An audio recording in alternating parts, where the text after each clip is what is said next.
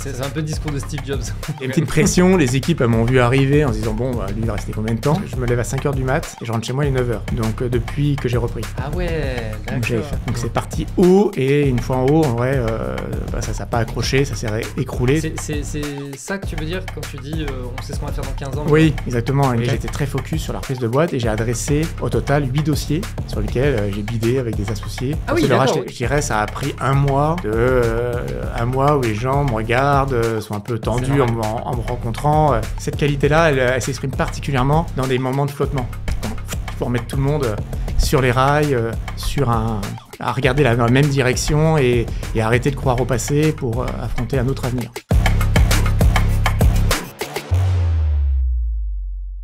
Alors, passer de je suis start-upper à je deviens CDO d'une boîte comme Etam qui était déjà grosse. La start-up, du coup, vous n'étiez pas resté que deux.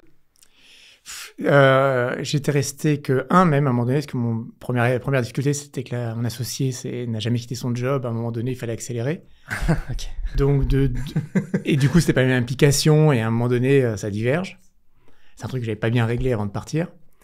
Et donc, en fait, on était plus que deux, on était même 3-4 à bosser dessus, mais c'était des freelances ou d'autres personnes qui bossaient entre guillemets bénévolement avec un deal d'être embarqué dès l'instant que ça accrochait un peu plus.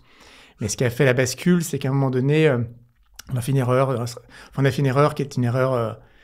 En fait, on a eu un démarrage d'un side project qui est venu d'une demande très très forte de part d'influenceurs sur notre projet, et on y a cru très très fort, on a mis nos moyens dessus. Et ça a démarré très très fort d'ailleurs. Et ça a été en fait un feu de paille. Donc c'est parti haut, et une fois en haut, en vrai, ça n'a pas accroché, ça s'est écroulé, sauf que là j'avais cramé du temps. Moi j'étais déjà, j'avais 3 enfants. Bref, il y avait des contingences matérielles qui commençaient à devenir problématiques. Non, je me suis jamais retrouvé en situation problématique. Mais justement, à un moment donné, il y a des moments où on se dit, si je poursuis... Là, ça va être problématique. Ça peut devenir problématique, ça va créer un stress. Alors même que je n'étais pas assez sûr de moi pour me dire j'y vais. J'avais pas le produit market fit qu'on cherche tous. En toute honnêteté, je l'avais pas. J'avais des milliards d'idées pour l'obtenir, mais je l'avais pas. Et donc à un moment donné, je me suis dit je vais plutôt mettre toute mon énergie à avoir un rebond qui va m'exciter plutôt qu'à m'entêter. Et d'ailleurs, souvent ce que je dis, c'est que ma startup, je l'ai pas réussi, mais j'ai réussi indirectement. Et mon succès, ça a été Etam. Ben oui. Mon succès, c'était Etam parce que la manière dont j'ai trouvé le job, je me suis pris comme un entrepreneur qui n'a pas de moyens, qui veut aller vite, s'y prend. Et puis une fois chez Etam, j'ai cartonné parce que j'avais un mindset qui n'avait rien à voir avec un directeur digital standard. Et du coup, on a tout de suite eu des très très beaux résultats, ça m'a mis en avant. Et d'ailleurs, j'ai été DG pendant 2 ans. Et tout ça, en fait, il y a une histoire de cause, un enchaînement de causes et d'effets directement liés à ce projet entrepreneurial. Oui, mais tu as bien rebondi. Exactement, ouais. Okay. Après, en y mettant l'énergie, il n'y a rien qui est tombé du ciel. Bien sûr, ouais, évidemment. C'est pas un coup de bol. Et si on remonte encore un petit peu dans le temps, comment on passe de militaire à faire du business? Alors moi, j'ai fait l'armée parce que j'avais envie d'aventure, de risque, etc.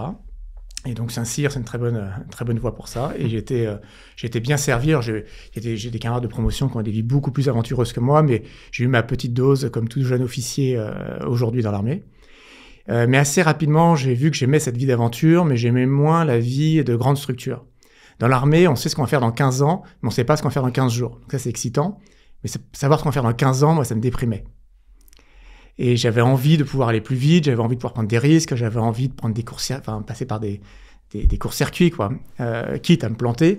Et l'armée, pour le coup, est assez bornée pour ça. On sait qu'on doit franchir chaque grade, il y a un temps, il faut qu'on ait des notations pour pouvoir être dans le haut du panier, réussir des concours internes, pour pouvoir accéder à toujours plus de responsabilités. C'est ça que tu veux dire quand tu dis on sait ce qu'on va faire dans 15 ans? Oui, exactement. Une carrière d'un Saint-Cyrien est tracée.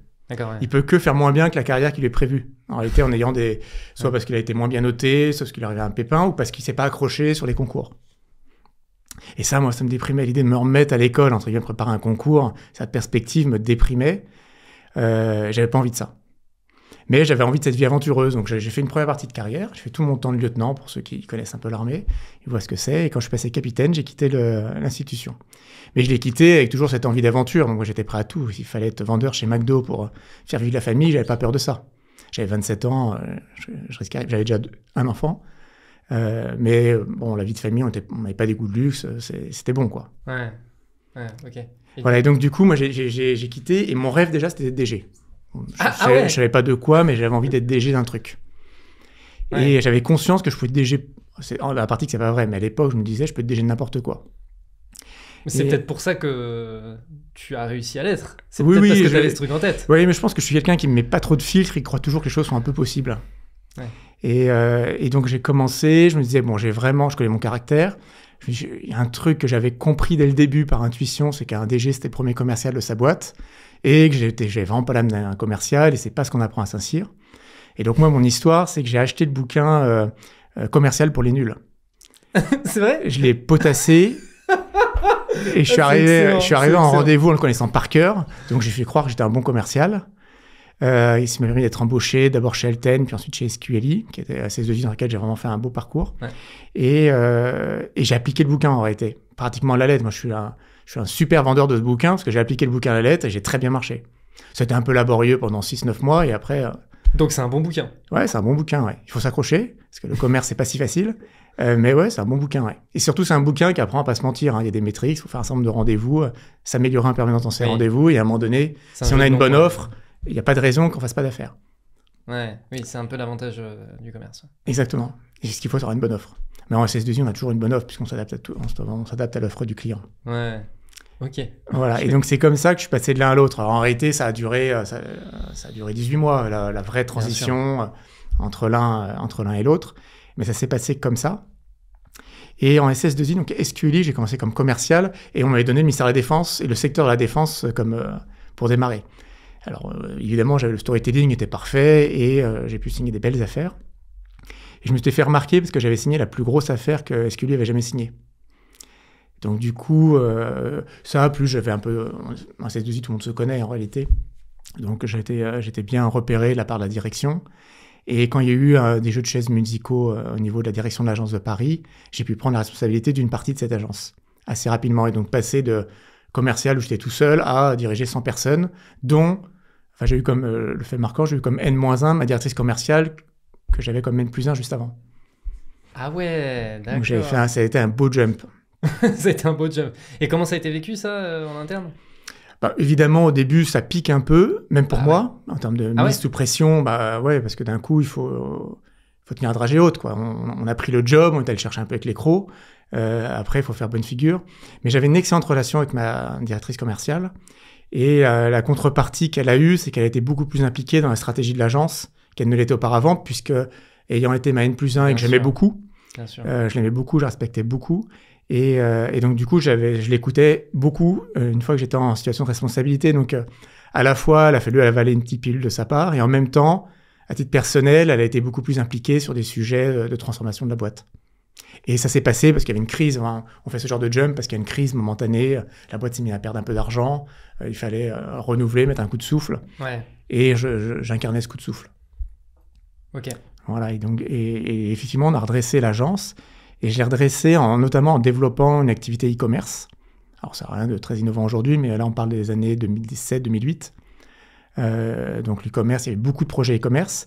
Et la spécificité d'SQLI était d'avoir une agence digitale, une digital agency, comme on disait, en interne, et avec qui je bossais très, très bien.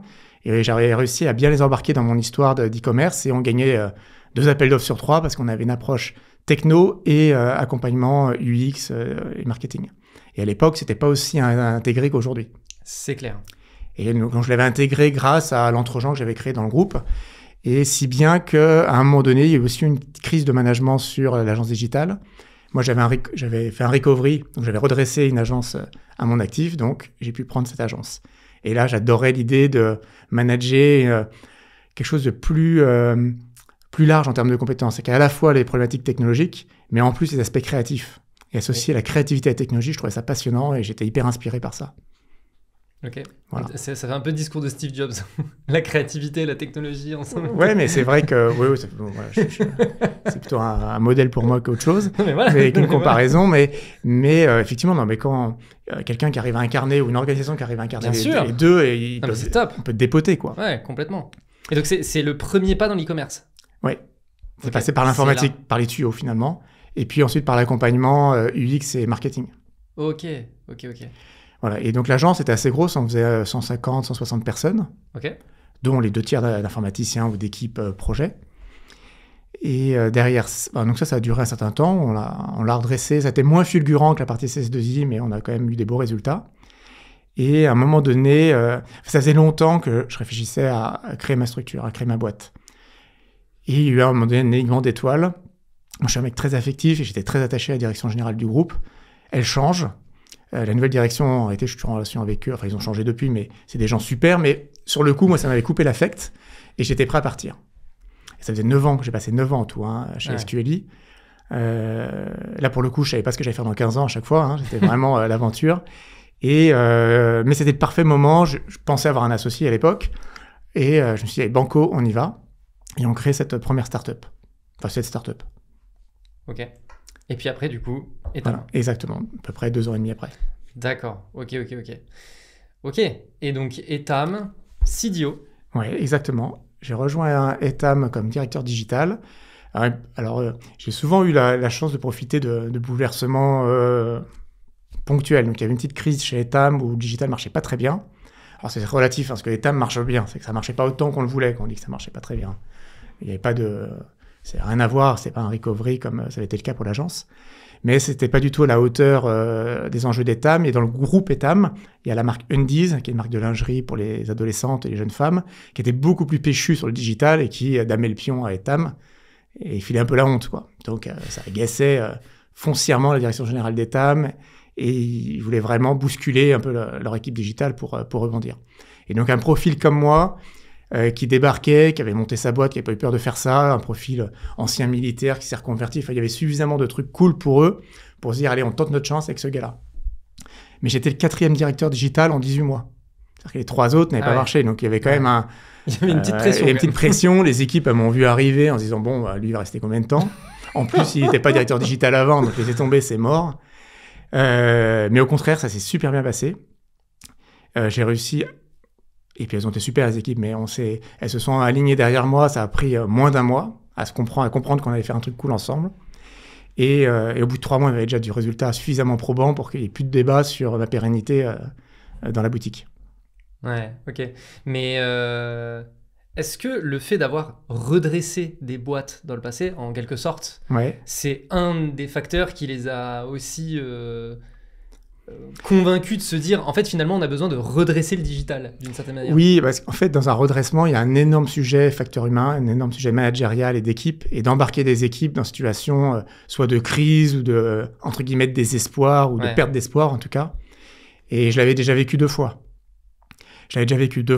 Et puis j'avais une affirmation qui était que le management, c'est mon truc. Et je suis entré dans l'armée finalement pour commander, pour manager. J'allais poser la question, l'armée vraiment pour le management, c'est un peu reconnu comme la bonne école. Moi, je me suis retrouvé, et encore une fois, j'ai vraiment pas eu la vie la plus dangereuse qui soit, mais je me suis retrouvé à 25 ans, j'avais 40 bonhommes au milieu du Darfour, à 2 heures de route, 2 jours de route d'un quelconque renfort, à part d'un renfort aérien, donc en situation de crise, là pour le coup humanitaire et de conflit militaire. Voilà, à 25 ans, on vit ça quoi, dans l'armée. Donc on est préparé pour, et ça nous fait mûrir plus vite que la moyenne. C'est clair. Ça nous fait mûrir plus vite que la moyenne, et c'est quelque chose qu'on garde en soi derrière. Ouais. Et je pense que j'ai gardé cet état d'esprit qui n'est pas d'avoir peur, très en travail d'équipe, on est ensemble pour remplir une mission dans l'armée, mais aussi remplir un objectif dans la vie de l'entreprise. Et je pense que ma seule qualité réelle, qui vraiment se reproduit, et je vois sur laquelle je bâtis, j'ai cru en avoir plein d'autres, mais j'en ai qu'une qui vraiment, je pense, se vérifie, c'est que je donne envie aux gens de bosser pour moi et de se faire mal pour moi. Et donc, cette qualité-là, elle s'exprime particulièrement dans des moments de flottement. Quand il faut remettre tout le monde sur les rails, à regarder dans la même direction et arrêter de croire au passé pour affronter un autre avenir. Alors, c'est jamais aussi parfait que ce que je dis là, mais malgré tout, ça produit des effets, et des effets assez rapides. Ok, c'est quoi les éléments clés qui permettent de faire ça ? C'est difficile à exprimer. Je pense que je suis quelqu'un qui a un management très empathique, qui est un peu d'ailleurs orthogonal au modèle, où souvent on donne des styles de management très dans l'action, leadership, qui dit on va aller là, on va passer par là, et en avant derrière moi. Moi, je suis pas du tout comme ça. Même si par moments on fait un peu ça, mais moi je suis beaucoup plus dans l'empathie et aller capter l'énergie des uns et des autres, et je suis beaucoup plus dans la fédération. Et je suis quelqu'un d'assez créatif et qui a des milliards d'idées. Du coup, les gens, j'ai plus d'idées qui sont capables d'en ingérer. À un moment donné, on voit qu'il y en a certaines qui excitent les gens et je construis là-dessus pour les embarquer sur un truc où à un moment donné, ça a créé une excitation. Plus, voilà, je suis très impliqué auprès de mes équipes. Énorme, enfin, je mets 10 fois l'énergie sur la table par rapport à celle que je veux récupérer des équipes, de façon à ce qu'elles me suivent. Ouais. Oui, il faut vraiment que le balancier il soit dans ce sens-là. Oui, histoire que les gens se disent... Côté, le côté en avant derrière moi, c'est de l'énergie que je mets sur la table, c'est... je surjoue les bonnes idées des autres, j'efface complètement les miennes, même si parfois c'est un rebond d'une idée qu'on a donnée, pour faire croire vraiment que c'est le collectif qui a créé le truc. Et puis en vrai, c'est pas pour faire croire, c'est qu'à un moment donné, c'est vraiment le collectif qui a créé quelque chose. Naturellement. Voilà, on a un peu provoqué les choses au début, on a un peu fait semblant, et ça finit par prendre. Et puis, j'adore ça, et je pense que ça se sent. Ouais, de toute façon, ça se sent. J'adore. Alors, bien sûr, quand je débarque dans l'équipe, moi, je suis un grand timide.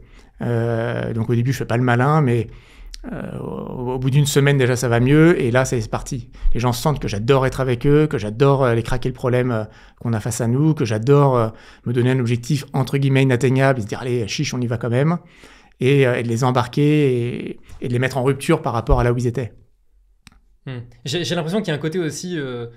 tu crées de l'enthousiasme. Ouais, exactement. Autour du fait d'avoir des objectifs inatteignables. Là, ce que tu disais de chiche, on y va quand même. Il y a ce côté un peu... C'est un peu enthousiasmant, quoi. Allons-y quand même, essayons, quoi. Exactement. Et puis, en vérité, on s'aperçoit qu'on manque pas tellement d'idées. On a toujours des tas d'idées pour aller craquer le truc et aller et justement prendre le court-circuit qui va nous faire gravir une montagne. Et après, il faut pas être obtus. C'est-à-dire qu'évidemment, on se donne des objectifs qui sont très grands, qu'on n'atteint jamais complètement. Et il faut savoir fêter toutes les étapes qu'on a vraiment gagnées, quoi. Ok. Bon, et du coup, chez Etam, c'est très festif. Ah ouais? Ah bah ouais, parce qu'on a cartonné, donc on a beaucoup fêté les trucs. Ok. Et donc après, vu ce qui s'est passé sur le digital, du coup, tu as pu prendre le poste de DG. Alors oui, ce qui s'est passé, c'est que la directrice générale, qui s'appelle Marie Schott, elle avait annoncé qu'elle voulait partir. C'est elle qui est partie, hein, à peu près 6-8 mois avant son départ. Moi, j'avais du coup j'avais 6 mois, disons, d'entreprise. En vrai, au fond de mon cœur, moi, je rêvais de devenir un jour DG d'Etam, mais je me suis dit, bon, voilà, c'est juste complètement impossible pour le coup, quoi. En 6 mois, c'est un peu... Déjà, j'avais même pas fait le tour du calendrier, j'avais jamais été dans le textile avant, j'avais jamais été directeur digital, alors même si ça se passe bien, j'avais encore énormément de choses à prouver sur le sujet. Et donc, c'était quand même quelque chose d'exclu pour moi. Et mon seul enjeu à l'époque, c'était continuer de cartonner parce que ça m'excitait. Et puis, pourquoi pas, j'avais quelques velléités de prendre quelques responsabilités complémentaires, parce que je voyais que ce qui me freinait dans l'omnicanalité que je voulais essayer de déployer chez Etam, c'était de pas du tout avoir la main sur le retail. Et je me suis dit, tiens, si je pouvais avoir soit une région qu'on me donnerait pour que je puisse démontrer des choses, ou gérer un peu d'international, ou un pays, de manière à pouvoir déployer le digital dans ce pays et être un sorte de POC pour Etam, je me suis dit, ce serait cool. Donc, c'était plutôt ça ma target. Et en plus, je me disais, comme ça, je rajoute une corde à mon arc par rapport au digital, j'ai du retail et c'est cool. Et ce qui s'est produit, c'est que le temps a passé et les actionnaires, la famille, n'a pas trouvé de remplaçant. Est-ce qu'elle a suffisamment cherché? Je ne sais pas. En tout cas, il n'y avait pas de remplaçant qui se profilait pour la direction générale. Et ça devenait même une source d'inquiétude en se disant, mais à quelle sauce on va être mangé, genre à un mois de la date de fin. Et on était sûr que Marie ne voulait pas poursuivre. On l'avait annoncé suffisamment longtemps à l'avance pour ne pas avoir besoin de faire ça. Et là, à un moment donné, je me suis dit, allez, pourquoi pas tenter le coup. J'avais des petits signaux qui me laissaient entendre que pourquoi pas. Ouais. Je m'entendais très très bien avec tout le comité de direction d'Etam et je sentais que je pouvais avoir un rôle fédérateur. Il m'avait déjà fait signer des papiers comme quoi en backup j'avais la signature pour certains papiers. Donc je savais que la famille avait suffisamment confiance en moi pour me donner cette responsabilité de signature. Et je m'en suis ouvert à quelques membres du conseil d'administration, pas du conseil d'administration, du comité de direction d'Etam, en disant, écoutez, pourquoi pas, moi je peux jouer un rôle d'intérim. Et en fait, ce qui s'est produit, c'est que c'est ce comité de direction qui est allé en parler à Marie Schott, puis à l'actionnaire, et qui m'a, entre guillemets, positionné comme étant celui qui pouvait jouer un rôle d'intérim. Et du coup, ça a fonctionné. L'actionnaire n'ayant pas de solution, en réalité, il avait une solution toute cuite qui lui arrivait. Alors, il cherchait une femme. C'était le problème clé auquel je ne savais pas résoudre. Mais j'étais la personne fédératrice, successful, dans ce que j'avais démontré, fédératrice, qui pouvait jouer ce rôle d'intérim. Et donc, j'avais un contrat. Donc, du coup, ils m'ont nommé, mais avec un mandat d'intérim qui était très clair, en disant, nous, on cherche toujours une femme à la tête d'Etam, et en attendant, donc, tu prends l'intérim. Donc, j'avais eu cette communication officielle. Et du coup, moi, je savais que j'avais cette histoire d'intérim en tête. Donc, mon enjeu, c'était de dire, il y a deux cas de figure. Soit il trouve vite, j'aurais goûté, et puis c'est tout, et c'est pas grave.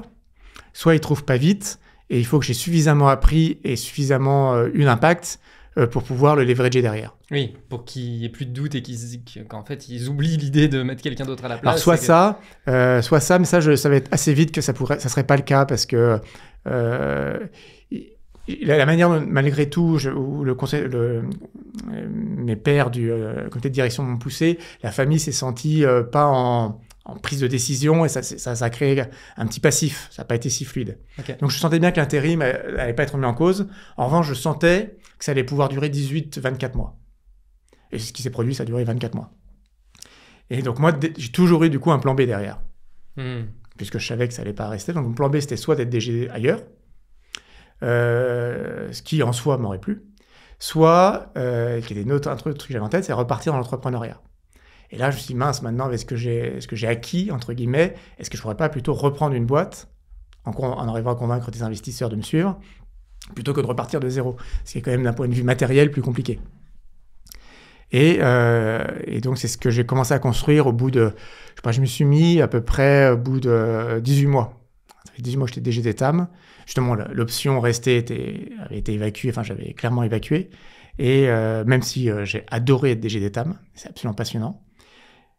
Et donc, j'ai commencé à me bouger pour avoir des boîtes à reprendre. Mais avec, effectivement, cette logique de reprise de boîte. Ouais, la logique de reprise de boîte. Et alors, j'étais assez dans l'esprit, même si après, je me suis vachement ouvert, et c'est finalement pas ce que j'ai fait.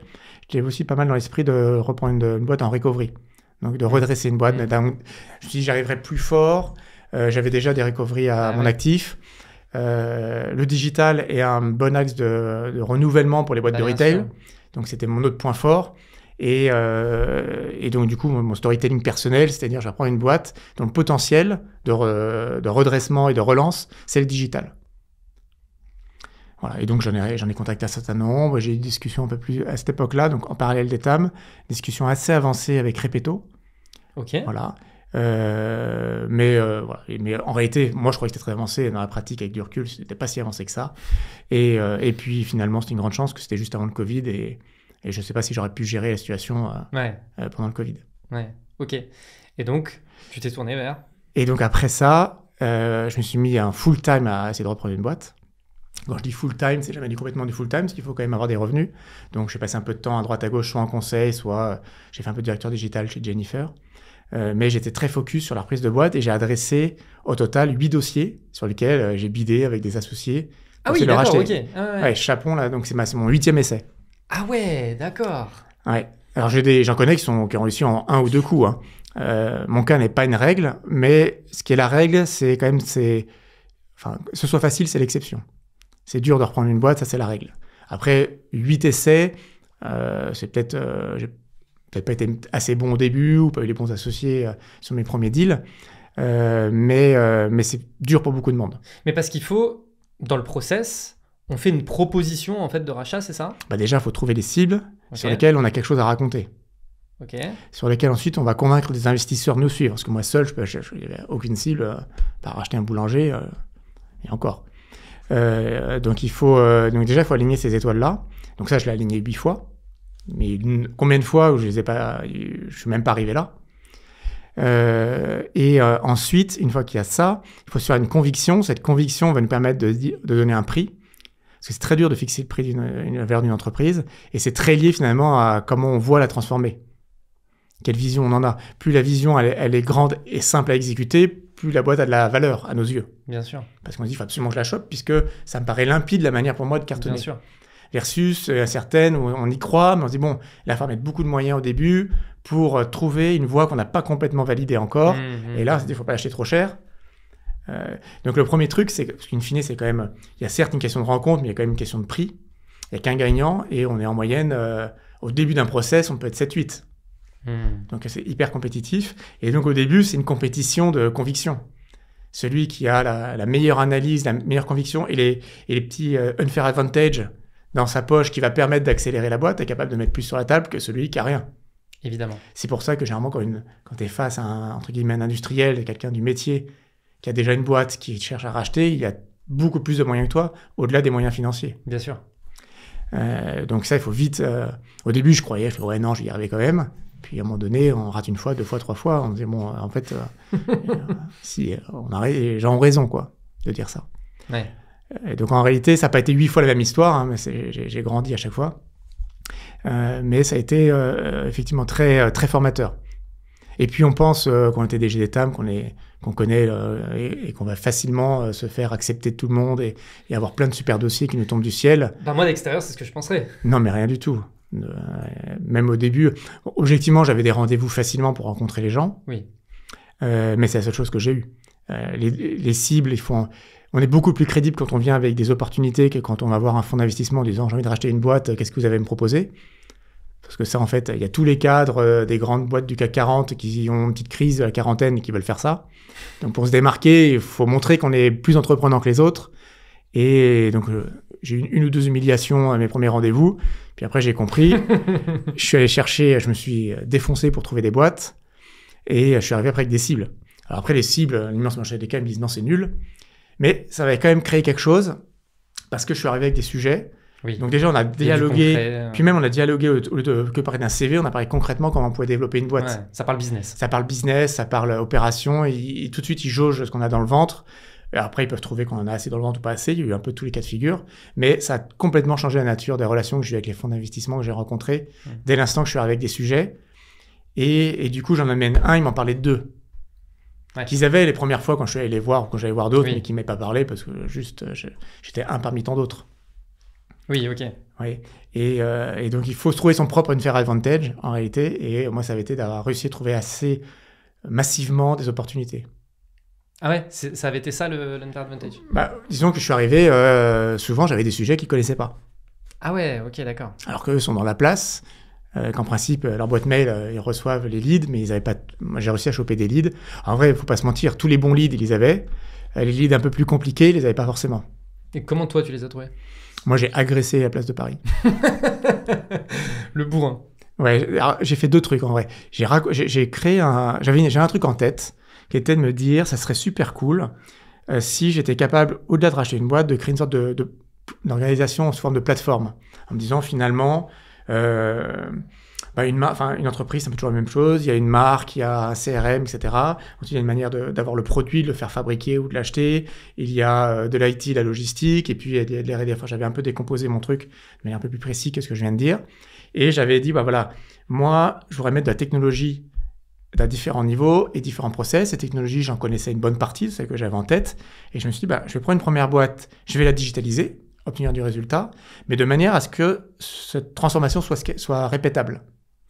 Et donc, j'avais monté une sorte de fabrique à DNVB en partant d'entreprises retail classiques. Donc, j'avais monté mon process, j'avais appelé ça OVNI pour attirer l'attention. Hein. C'était Omnicanal, Vertical, Native, et le I, je ne sais plus ce que j'ai trouvé, mais c'était une triche. Donc, c'était pour le DNVB, j'arrive plus à finir ma phrase, mais c'était ça l'idée. Voilà. Et j'avais monté mon truc. J'avais quand même 2-3 business angels qui trouvaient ça hyper cool, qui me suivaient un peu tout le temps.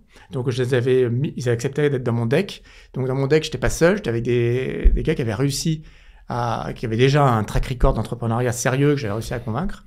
Et ça, ce deck-là, je l'ai utilisé pour contacter, je pense, presque tous les banquiers d'affaires de Paris, Londres. Voilà, essentiellement. Et je leur racontais mon pitch. J'y suis allé dans toutes les langues, etc.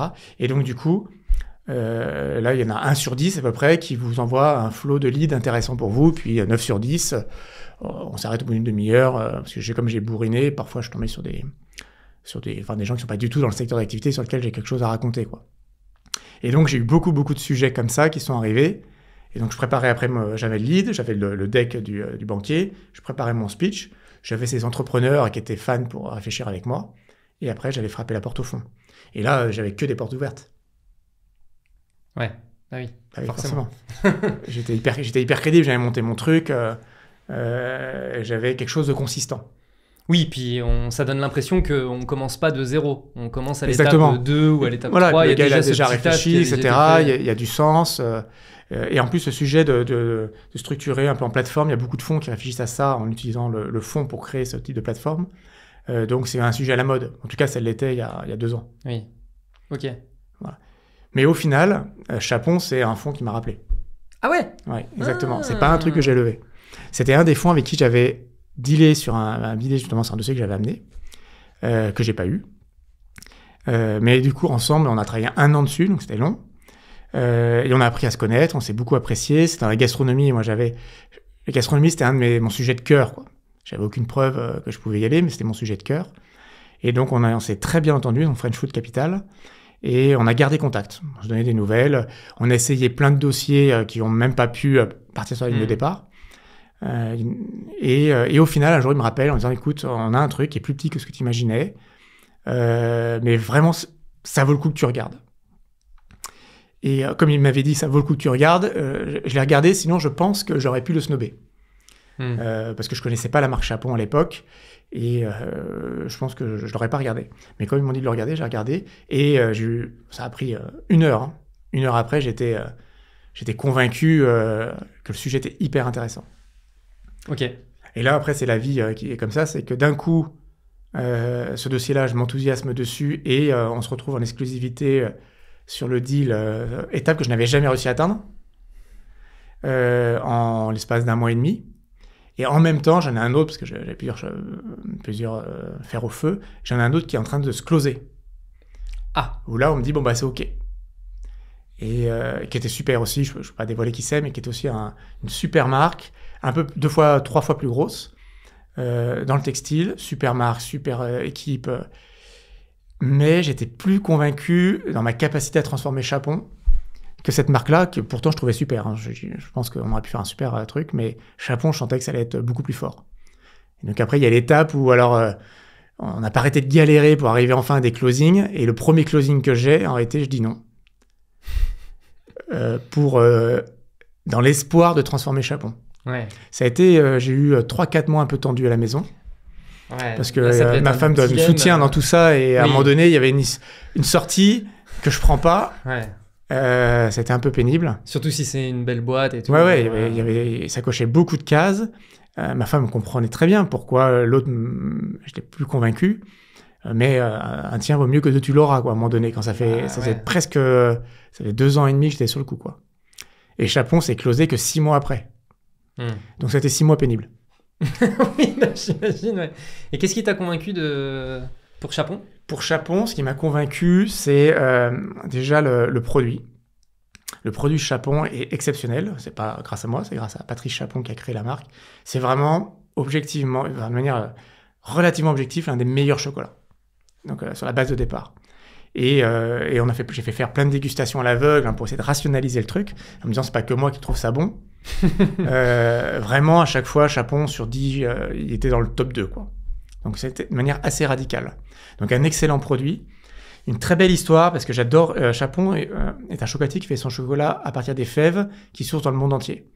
On le sait pas quand on est pas dans le chocolat, mais il y a moins d'une 50aine de chocolatiers qui font leur chocolat sur 2000 chocolatiers.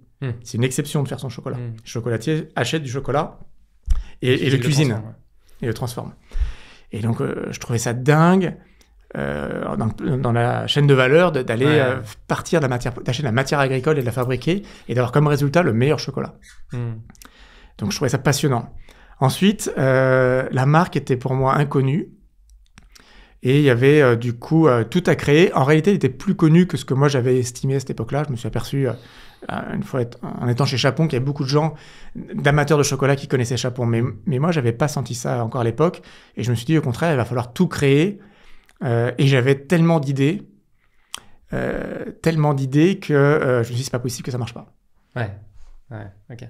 Voilà. Et voilà. Et après, il y avait aussi des fondamentaux. Je sentais que l'entreprise était gérée en bon père de famille, de manière assez efficace par Patrice Chapon, mais qu'il y avait certaines manières de piloter le retail qui n'étaient pas en place parce que pas connues et pas besoin.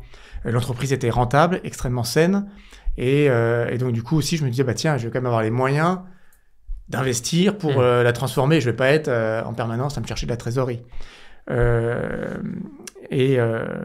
Et puis, j'en ai parlé un peu autour de moi, des gens en qui j'ai beaucoup de confiance dans leur analyse de la marque, etc., pour confronter mon point de vue et la manière dont je voyais la transformer. Et je sentais que j'avais vraiment des intuitions qui se confirmaient. Ouais. Donc, il y avait vraiment un bel alignement d'étoiles.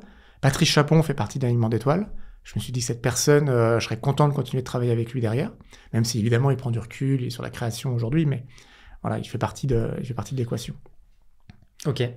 Voilà, et j'avais vu pas mal de trucs, donc du coup je commençais à me faire un avis sur les sujets qui étaient des faux rêves et les vrais rêves. C'est-à-dire ? Les faux rêves, c'est des boîtes, on les trouve super cool, mais on se ment un petit peu parce qu'elles sont connues. Oui. Et donc du coup il y a un petit côté orgueil en se disant si je rachète cette boîte c'est la classe, et donc on s'oblige à croire qu'en fait son idée est géniale pour la transformer, mais rationnellement c'est pas si sûr, vous voyez. Là Chapon, j'étais pas là-dedans, il y a pas d'orgueil à reprendre Chapon, donc j'étais beaucoup plus juste dans mon analyse. Et donc le rêve était beaucoup plus juste. Ok. Process de rachat, parce que tu disais que ça prend quand même pas mal de mois. C'est quoi les étapes par lesquelles il faut que tu passes ? La première étape, c'est de trouver des cibles. Donc, il y a deux manières, soit en contact des entreprises directes, ce que j'ai fait aussi, soit en contact des banquiers d'affaires, qui sont l'équivalent des agences immobilières pour les entreprises. Alors, ils n'aiment pas qu'on dise ça, parce qu'il y a beaucoup de travail de leur part, d'analyse, préparation des dossiers, de conseils du vendeur, mais ils sont quand même des hubs. Et c'est aussi des bons conseils des acheteurs. Donc, il faut se lancer un peu dans les deux. Donc, il faut quand même, j'ai envie de dire, le point de départ, c'est quand même d'avoir un brief, savoir qu'est-ce qu'on veut et qu'est-ce qu'on amène. Enfin, c'est quoi sa thèse d'investissement ? C'est un peu un terme de fond, mais en réalité, il faut savoir sa propre thèse. Bien sûr. Qu'est-ce que je suis capable de vraiment réussir en disant, je vais mettre toutes les économies de la famille. Donc, il faut pas se mentir. Oui, puis il y a un côté aussi sur ce qu'on apporte de manière opérationnelle. Exactement. Qu'est-ce que j'apporte vraiment tout de suite qui va changer la donne ? Qu'est-ce qui est dans mon écosystème également peut être un facteur d'accélération. On peut considérer que c'est aussi ce que j'apporte, d'ailleurs, mon écosystème. Mais il faut être assez juste, assez dur avec soi-même pour vraiment mettre le doigt sur ce qui compte vraiment. Et donc, typiquement, le management, je ne mettais pas vraiment là-dedans parce que je me dis, bon, après tout, le management, c'est pas si simple, c'est pas quelque chose de si matériel que ça. Mais je l'avais indirectement par la confiance en moi, disons. Alors, je me disais pas, je vais prendre la boîte, c'est facile, tout le monde va me suivre. Mais j'avais déjà vécu des moments compliqués que j'avais réussi à chaque fois à bien traverser. Et donc voilà, j'avais un minimum de confiance en moi là-dessus. Donc tu trouves des cibles où vraiment tu as un rationnel très clair et un discours parfaitement limpide sur ce que tu comptes en faire. Et après, il faut trouver des investisseurs qui te suivent. Je pense qu'il en faut toujours, même si tu as les moyens, de certaine façon. Ça te permet quand même quand tu arrives à convaincre quelqu'un d'autre, c'est toujours meilleur signe que de se convaincre tout seul. Ouais. Bon, moi, de toute façon, la question ne se posait pas. Donc, il fallait que j'achète avec l'argent des autres. Donc, il fallait que j'arrive à convaincre des gens. Et je m'étais entouré d'entrepreneurs qui avaient déjà racheté des boîtes ou lancé des boîtes, etc. Donc, qui ont l'avantage souvent de ne pas avoir la langue dans leur poche pour juger l'analyse qu'on leur soumet. Mais c'est important. Mais c'est hyper important. Ensuite, il faut rencontrer la boîte. Et donc là, il y a la première rencontre avec le vendeur où... clairement, il ne faut pas arriver en commençant à voir les défauts. Il faut commencer à voir que les opportunités, que les belles choses. L'entrepreneur, surtout dans le cas de figure où on achète à un fondateur ou à quelqu'un qui lui-même a repris 20 ans avant, et donc c'est quand même son bébé, c'est l'œuvre de sa vie, il faut la prendre comme telle, quoi. C'est l'œuvre de sa vie. Sûr. Et puis le gars, il a quand même fait un truc que tu es prêt à racheter, donc tu l'as pas fait, quoi. Oui, c'est clair. Donc il faut vraiment arriver avec un aspect assez humble, pas arriver en disant on va tout changer, j'ai tout compris, je vais faire tout ce que tu n'as pas compris, etc. Plutôt arriver de manière très très humble, très curieuse, et donner déjà envie aux vendeurs de nous vendre. Hyper important. Bon, et à un moment donné, on n'est pas le seul à faire ça, on n'est pas le seul à donner envie, et à un moment donné, on fait une offre, ça s'appelle une LOI, quoi, dans laquelle on décrit l'offre qu'on fait, et on commence déjà à décrire un peu le projet qu'on a pour l'entreprise, combien on est prêt à y mettre, comment on va le financer, on dit tout de suite, on J'ai un fonds qui me suit. J'ai un fonds qui me suit, on lèvera de la dette, on demande de la dette vendeur éventuellement, on demande ou pas qu'il y ait du cash dans l'entreprise. Enfin bref, on explique tout ce qu'on veut dès cette étape-là. Donc c'est un truc qui se bosse pas mal. Oui, j'imagine. C'est généralement les coups de bourre. Préparer une LOI, il y a souvent une deadline quand c'est processé. Et s'il n'y a pas de deadline, si on veut être un peu le premier et éviter que ça dérive, il faut quand même se mettre la pression pour sortir une LOI carrée, juste, acceptable tout de suite, quoi. Et donc ça se travaille avec les banquiers d'affaires, justement. Oui, banquier d'affaires et éventuellement... Moi, j'ai pas eu d'avocat à cette étape-là. Ça a toujours été les banquiers d'affaires qui m'ont accompagné, qui les ont écrites avec nous.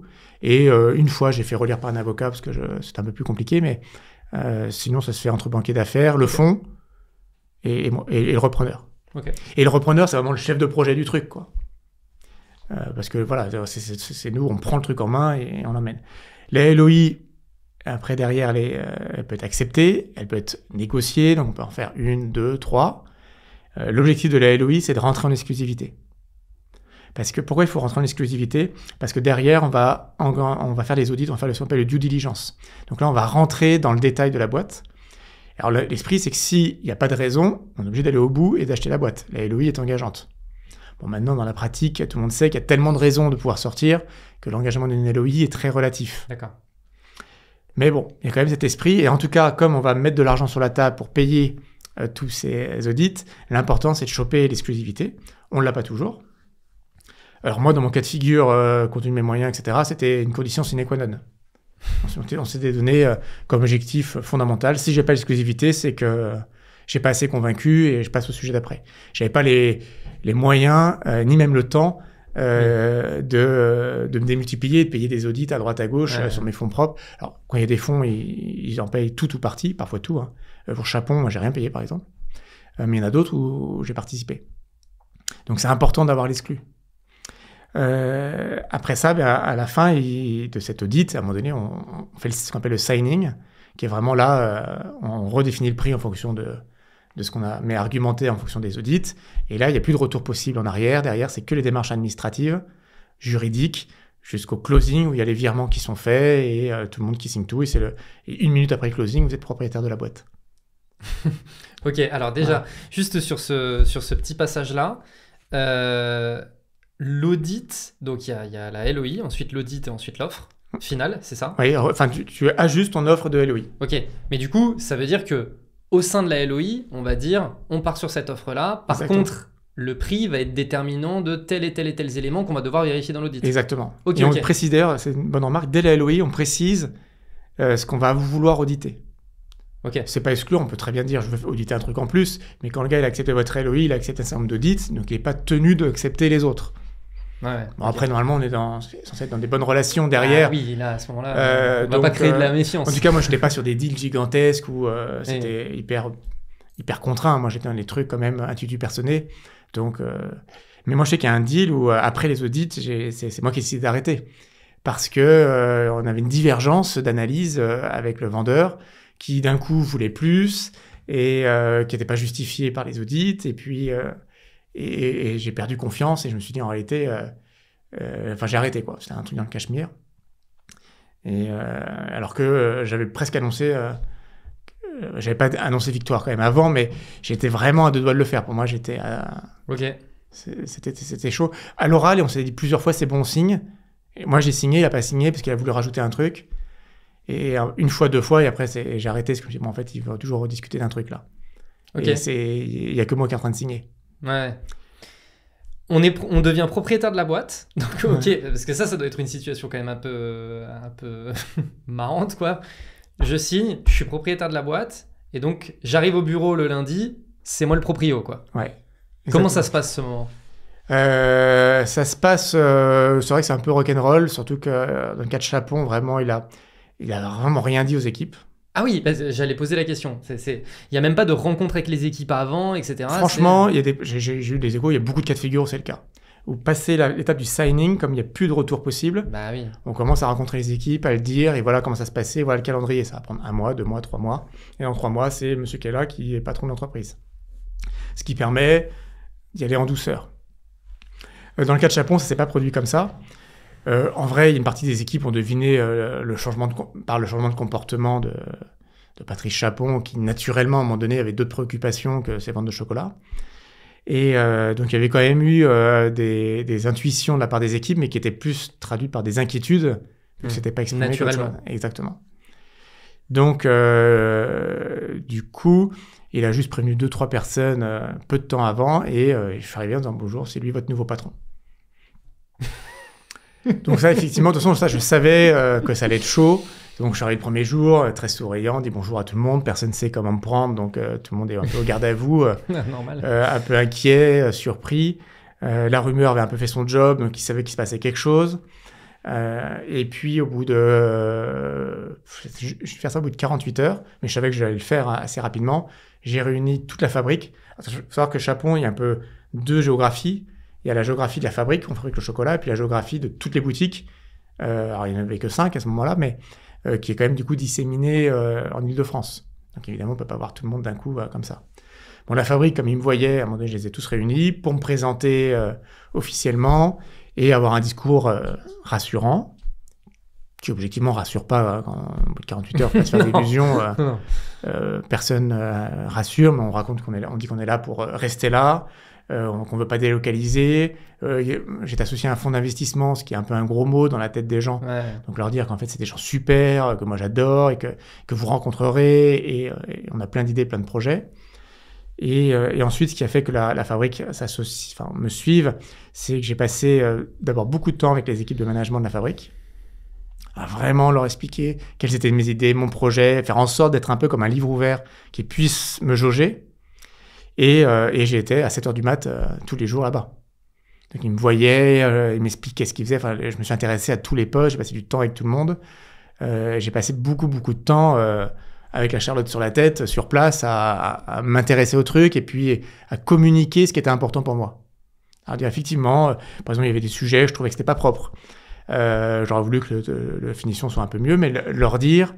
tout le temps en le disant plutôt aimablement, pas d'un coup, tiens mince, d'un coup, on va se faire taper sur les doigts, mais et puis m'impliquer, puis trouver des solutions avec eux pour mettre en œuvre ce que je veux. Enfin, j'étais, tiens, ça m'intéresse comment vous faites les nœuds à l'emballage, et j'étais là en train de faire des nœuds avec eux pour tester des nœuds ou tester des scotch.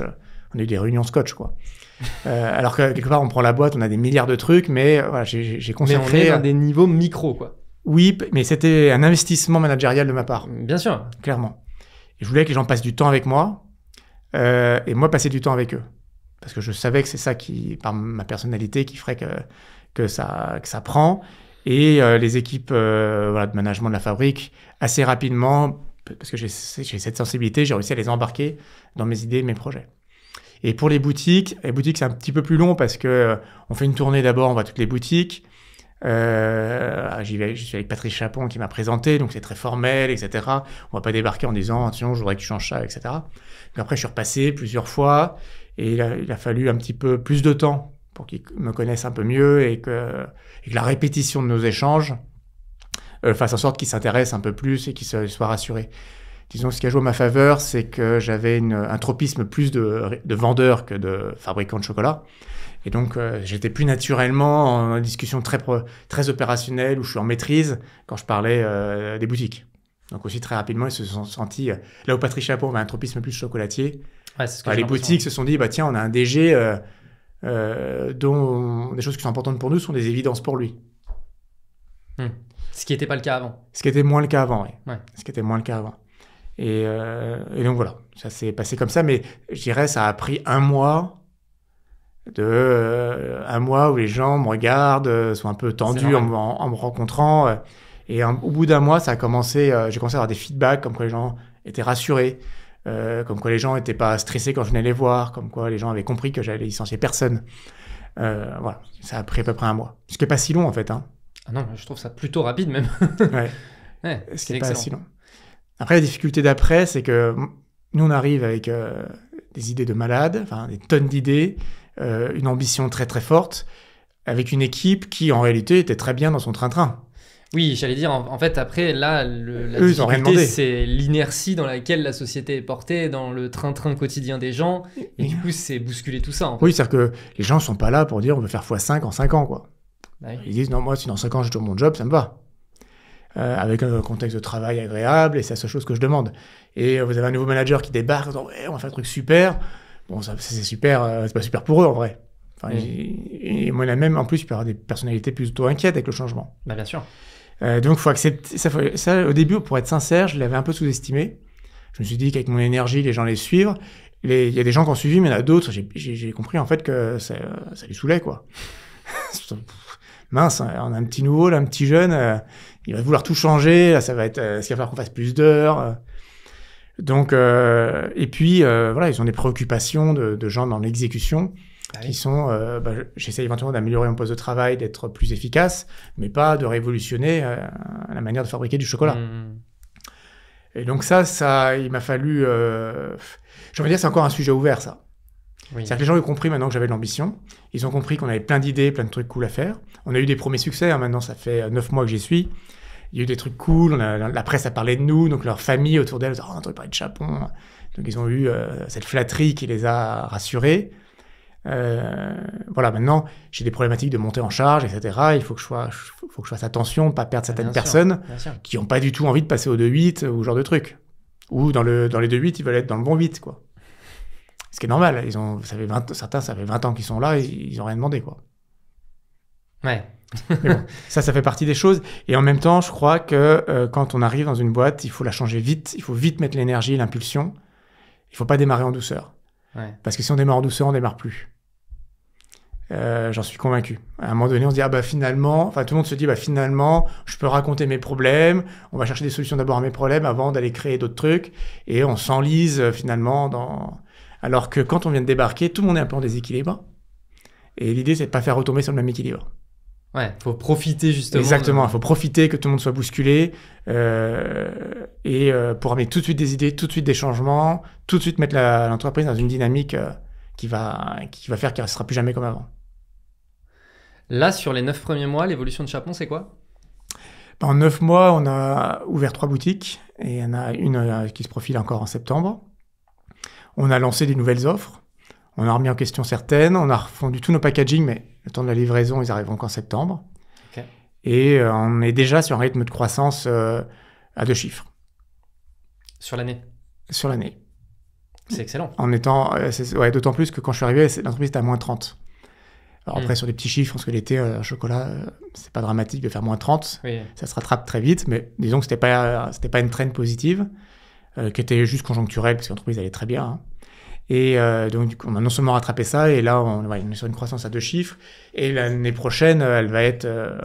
on va faire entre plus 10 et plus 15. Et l'année prochaine, on a déjà d'embarquer avec les ouvertures et ce qu'on a enclenché du plus 60, 70. Donc déjà, on ne sait plus produire assez de chocolat cette année. Alors on se parle. D'accord. Donc on est déjà en train de transformer la fabrique. Donc quelque part pour le collaborateur, au-delà de la croissance qui peut être abstraite pour lui, il voit déjà que ça y est, il y a des ouvriers qui viennent prendre des codes, des mesures pour déplacer la cloison, mettre une machine de plus qui est déjà arrivée. Et puis pour l'instant, j'ai pas encore fait trop d'extensions horaires. On est plutôt en train de densifier la production par heure. Mais ils voient déjà tout ça et en même temps, j'essaie d'écouter comment on pourrait faire, qu'ils amènent eux-mêmes leurs idées dans cette transfo. Donc, à leurs yeux, à eux, il y a déjà tout a changé, quoi. C'est un autre monde. Bien sûr, j'imagine. C'est un autre monde. Et Patrice Chapon est hyper supportive. Alors, j'allais dire, pendant combien de temps il reste dans la boîte ? Alors, officiellement, il m'a accompagné jusqu'à Pâques. D'accord. C'était le deal au moment du rachat. Okay. Il m'accompagne jusqu'à Pâques. Et maintenant, c'est parce qu'on s'entend bien qu'il continue de m'accompagner. Et en réalité, on poursuit à peu près le même rythme qu'on avait à la fin, parce que c'était un rythme qui allait en baissant. Le rythme de la fin, on le conserve maintenant pour une durée indéterminée. Donc, il va faire à peu près 1 jour par semaine. Mais pas forcément par semaine, hein, mais en termes de volume. Et concentré sur 2 choses. Des créations. Les équipes vont faire des créations, mais des créations supplémentaires amenées par lui. Et puis, c'est pas du contrôle qualité, mais voilà, qu'ils reviennent mettre son nez dans son expertise dans la production, s'assurer qu'on maintient le même niveau de qualité, notamment si jamais une nouvelle machine, est-ce que ce qui sort de cette nouvelle machine, c'est très artisanal, hein, quand je dis machine, il faudrait voir ce que c'est, hein. Mais est-ce que malgré tout le chocolat qui en sort est aussi bon que celui de l'autre machine en parallèle? On fait des créations, enfin les équipes font des créations, est-ce qu'il n'y a pas des idées, des ajustements, bien, tu pourrais faire un peu plus ci, un peu plus ça, voilà, qui mettent son œil d'expert sur tout ce qui est fait sans lui. Voilà, et on s'entend bien. Donc je pense qu'il est assez content de la tournure. Moi, je me suis vraiment positionné vis-à-vis de lui comme un héritier. Héritier de l'ADN de la boîte, et qu'après, je reformule à ma manière. Ouais. Voilà, oui, donc ça doit être aussi un peu flatteur pour lui, j'imagine. De ouais, se dire, en tout cas. Et puis voilà, Chapon maintenant est dans la presse beaucoup plus qu'il ne l'était avant, donc c'est cool, c'est son nom de famille. On va ouvrir des boutiques partout. Pareil, c'est sous son nom de famille. Ouais. Et les nouveaux packaging qu'on fait, il les trouve super, donc voilà, il est fier de ce qui est fait. Il y a parfois des trucs, je comprends qu'il l'aurait fait autrement, mais en vrai, c'est vraiment sur des sujets secondaires et l'avenir dira si c'est plutôt moi qui avais raison ou lui. Et si c'est lui, c'est pas grave, je changerai, c'était secondaire, c'est pas dramatique. Quoi. Voilà. Sur les fondamentaux, il est hyper aligné. Et donc il y avait aussi cette volonté de développer le digital. Ouais. Alors c'est un truc encore, j'ai beaucoup à faire. Le digital, il y a deux trucs dans le digital. Il y a la partie visible de l'iceberg qui est l'e-commerce, sur lequel je suis en train de... Pour l'instant, on n'est pas encore sorti du bois, mais on prépare des choses. Et il y a la partie immergée de l'iceberg, qui est beaucoup passionnante en vrai, je trouve, et transformante, qui est justement tout le digital au service de l'entreprise, au service du process, au service du fonctionnement de l'entreprise. Et alors, j'ai la chance, entre guillemets, de reprendre une entreprise qui n'est pas très informatisée. Nous, il y a encore toute la traçabilité des produits. C'est dans l'agroalimentaire, on doit tout tracer. Si jamais un jour il y a un retour produit, il faut que je puisse je puisse dire quand est-ce que ma noisette a été cueillie et de où elle a été cueillie. Bon, bah, nous, aujourd'hui, tout ça, c'est papier-crayon. Ah, ok. Voilà. Donc, moi, j'ai des archives. Si on brûle, on perd tout, quoi. Alors, j'espère qu'on ne brûlera jamais. Mais voilà, bon, bref, c'est juste pour illustrer le fait qu'on est très, très peu informatisé. Il y a quand même une compta, évidemment. Et l'avantage, c'est que j'ai pas de legacy, quoi. J'ai pas d'héritage informatique et je peux tout créer. Ouais. Et donc là, en ce moment, on est en train de réfléchir à vraiment où est-ce qu'on va pouvoir commencer à déjà mettre en place une informatique scalable, interopérable et qui va nous permettre d'avoir cette logique de plateforme que je disais tout à l'heure. Ouais. Et d'avoir vraiment le meilleur des mondes, ou en tout cas de tenter le meilleur des mondes sur chacune des grosses briques sur lesquelles on pense qu'il y a une valeur ajoutée qu'on peut craquer, et puis de rester dans le standard, dans ce qui n'a pas de valeur ajoutée, qui est en vrai sur beaucoup de process.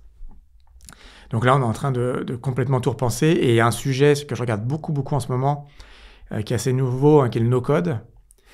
Et le no-code m'intéresse... J'ai toujours été convaincu que le malheur de l'informatique, c'est sa dissociation avec les métiers. Et cette dissociation avec les métiers ne vient pas du fait que l'informatique ne veuille pas rencontrer les métiers.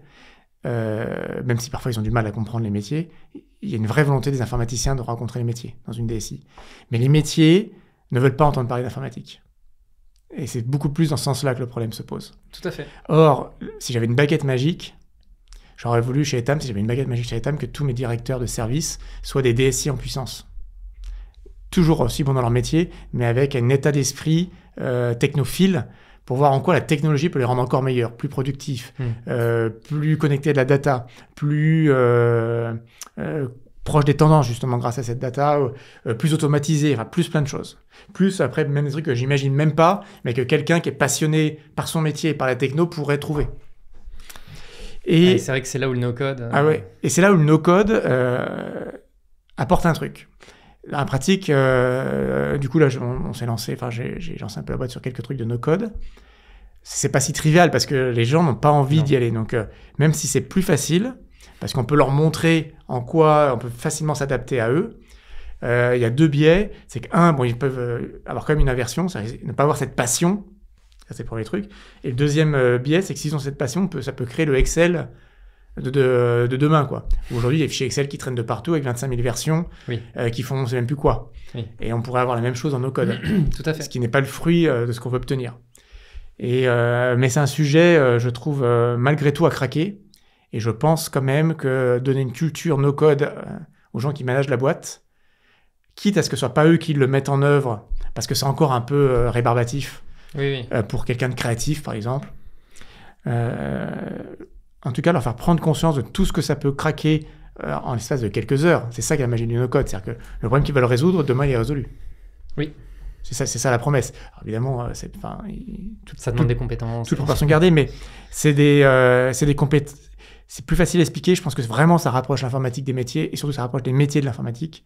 Et moi, le vrai challenge que je vois pour Chapon, c'est que j'ai des tas d'idées de trucs à améliorer d'un point de vue technologique et d'un point de vue efficacité, automatisation et même personnalisation de plein de choses, personnalisation des merchandising de mes boutiques grâce à de la data, enfin plein de trucs, que je pense pouvoir faire avec du no-code.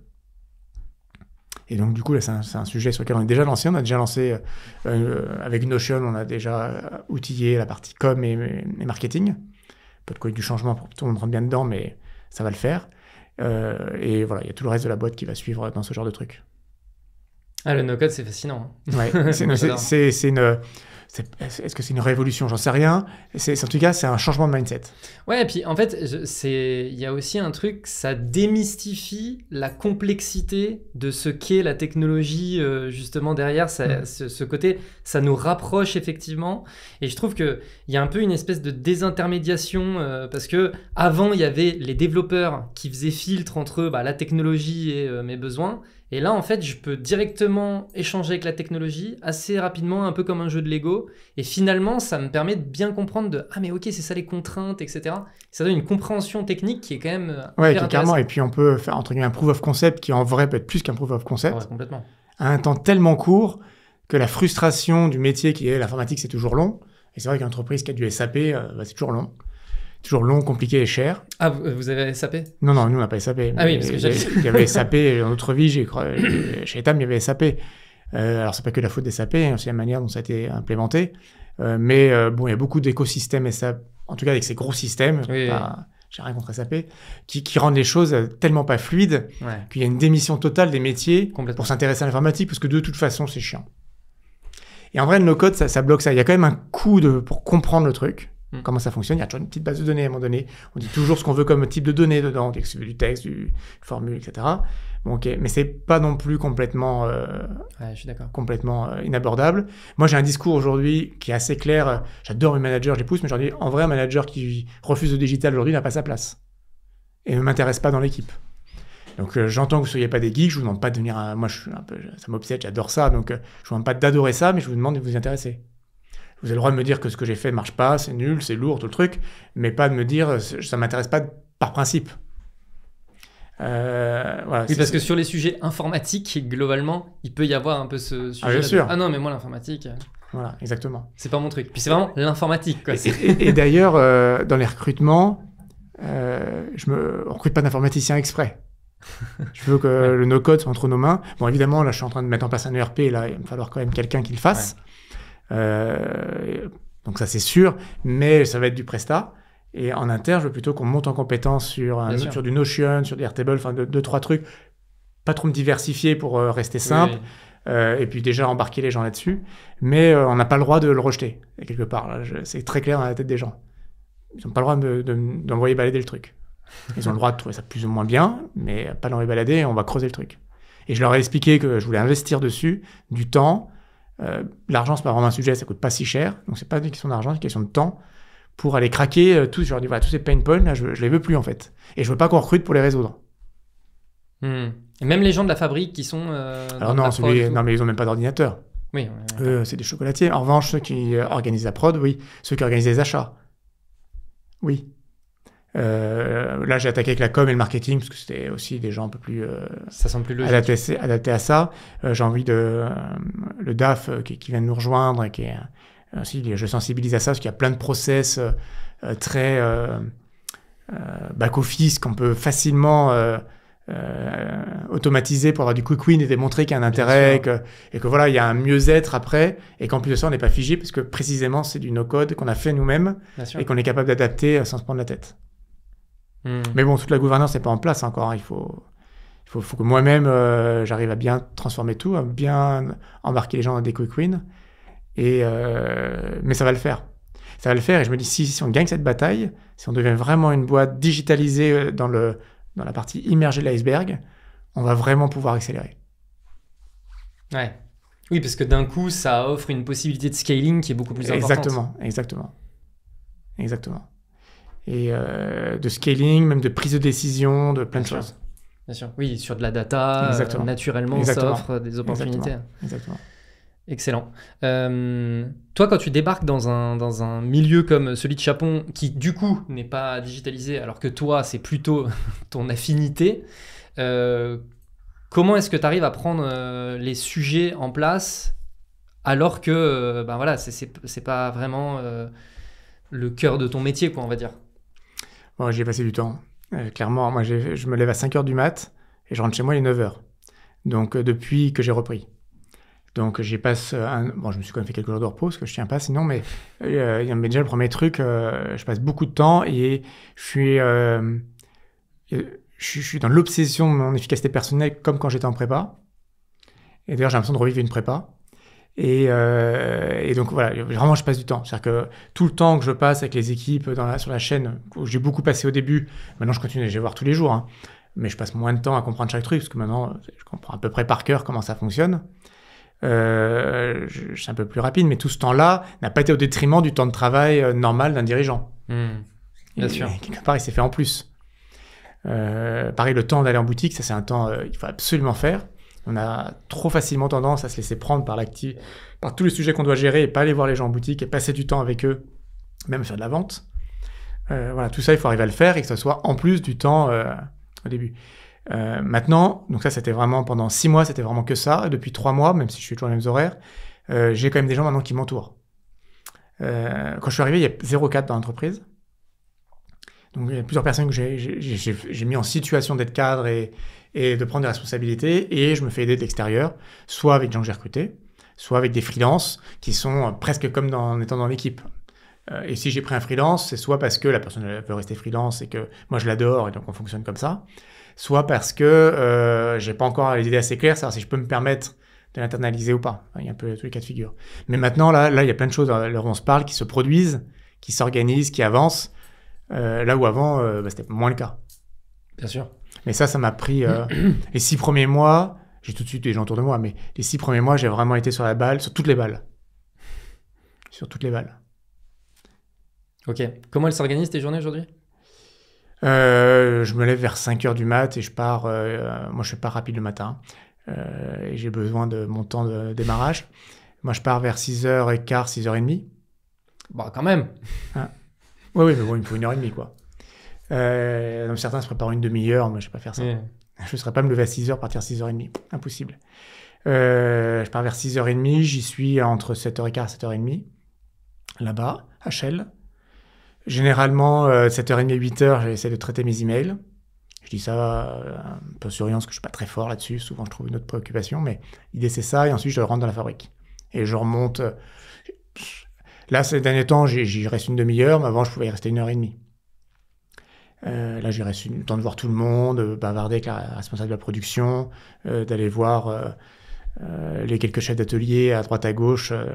J'y reste une bonne demi-heure. Et puis en vrai, dans la foulée, ensuite, j'ai tout qui s'enchaîne. J'ai mes rendez-vous, mes réunions, mes calls, avec beaucoup de calls.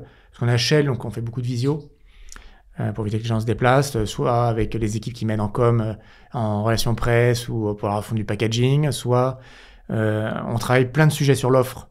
Donc je travaille avec des glaciers, avec des pâtissiers, avec voilà, pas mal d'autres parties qui viennent nous aider à améliorer notre offre ou à en co-créer avec nous. Je passe le sujet de l'informatique, du no-code. Voilà. Donc en ce moment, on veut changer de RP, donc on bosse sur le sujet. On reçoit des éditeurs de logiciels, on deep dive dans le truc. Et puis on retravaille notre concept boutique, donc je passe aussi beaucoup de temps un peu tac au tac à travailler avec les architectes pour valider des options. Donc disons que de 10h à 18h30, 19h, je suis en interaction, quoi. Et après, je reprends mes petits sujets de concentration et à 8h, je pars. Ça fait quand même des belles journées, ouais. Ouais, ça fait des belles journées. Mais je me suis fait des breaks là, de repos, parce que moi je suis un bon dormeur, hein, donc j'ai besoin de repos, puis j'ai besoin de vivre en famille aussi. Mais après, moi voilà, je me donne beaucoup la semaine. Le week-end, je fais des gros breaks. Ouais. Vraiment, je break. Alors, je regarde les chiffres tous les jours, mais le samedi, je bosse pas. Alors, sauf à Noël, à Pâques. Là, je bosse, évidemment, mais c'est spécifique. Sinon, moi, je bosse pas le samedi, je bosse pas le soir, rentre chez moi. Jamais. En réalité, s'il y avait une crise, j'ai encore ces marges de manœuvre. D'accord. Et j'ai des vrais échappatoires. Le week-end, j'ai ma famille, ma femme, mes 3 enfants. Et puis, j'ai des chevaux. Avec ma femme, donc tous les week-ends, à minima, au moins 5 heures dans le week-end, je suis à cheval dans la forêt. Ah ouais, ah oui, donc ça quand je dis je break. Ah ouais, ça c'est le vrai break, ouais. Le vrai échappatoire, en effet. Exactement. Ouais. Ah ouais, excellent. Excellent. D'accord. Alors, moi, il y a un truc qui m'intéresse aussi, et même si on fait un peu un step back, même par rapport à Etam, etc. Et après, je te partagerai une petite expérience de la première fois qu'on s'est rencontrés, c'était chez Etam. Je ne sais pas si tu te souviens, mais moi, je me souviens de toi. Et en fait, moi, ça peut m'intéresser de savoir comment tu analyses un business. Alors, c'est une question un peu vaste. Mais c'est quoi un petit peu les éléments, les points clés que tu vas regarder pour arriver à prendre des décisions justement un peu clés sur le business ou pour arriver à te positionner rapidement dans ton rôle? Parce qu'en plus de ça, t'es intervenu à répétition sur les dernières années, sur des postes de très haut niveau, dans des belles boîtes, etc., sur lesquels tu as été opérationnel très très rapidement. Donc tu vois, moi ça m'intéresse de me dire, ok, en fait quand tu débarques, c'est quoi les premiers niveaux d'analyse que tu as et qui te permettent de te dire, ok, voilà comment je vais me positionner? Je ne sais pas très bien répondre à cette question. J'ai peur de dire un peu de bullshit, alors je vais essayer de faire attention. Enfin, souvent, je me rappelle chez Etam, mon obsession, c'était d'essayer de comprendre la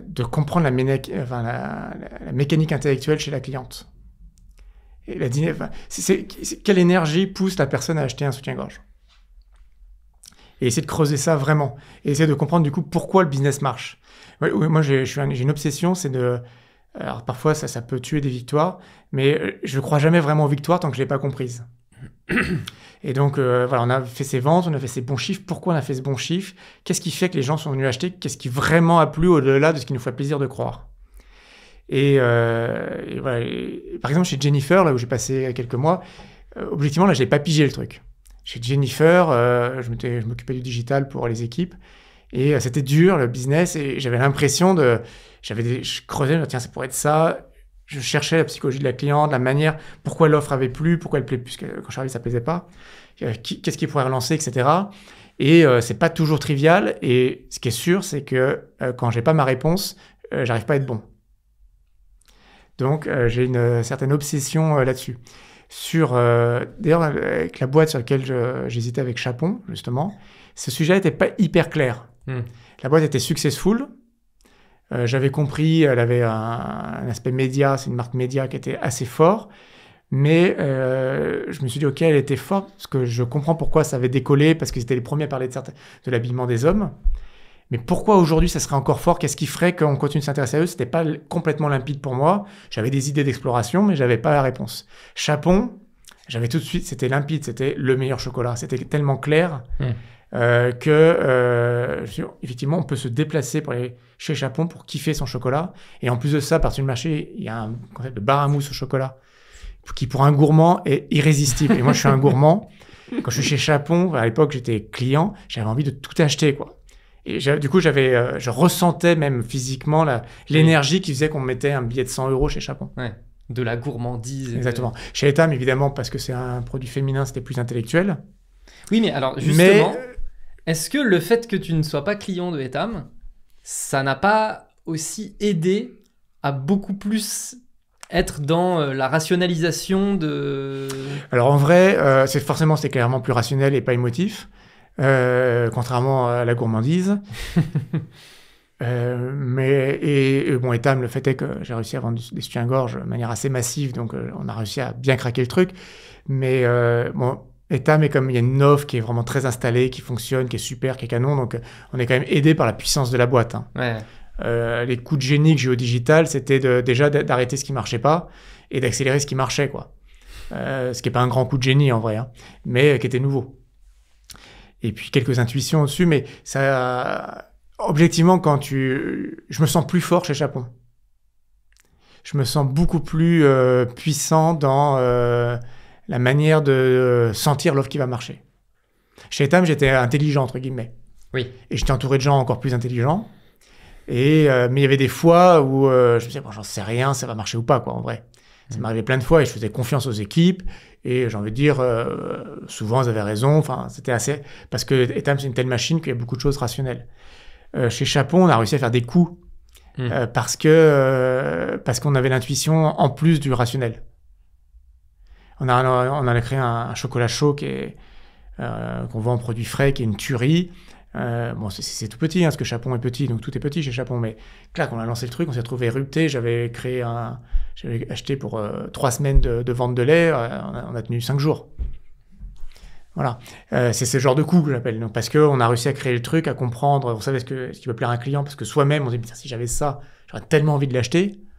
Donc ça rajoute quand même... Oui. Alors beaucoup disent que ça peut créer des erreurs, le fait d'aimer beaucoup les choses et de mettre moins de rationnel.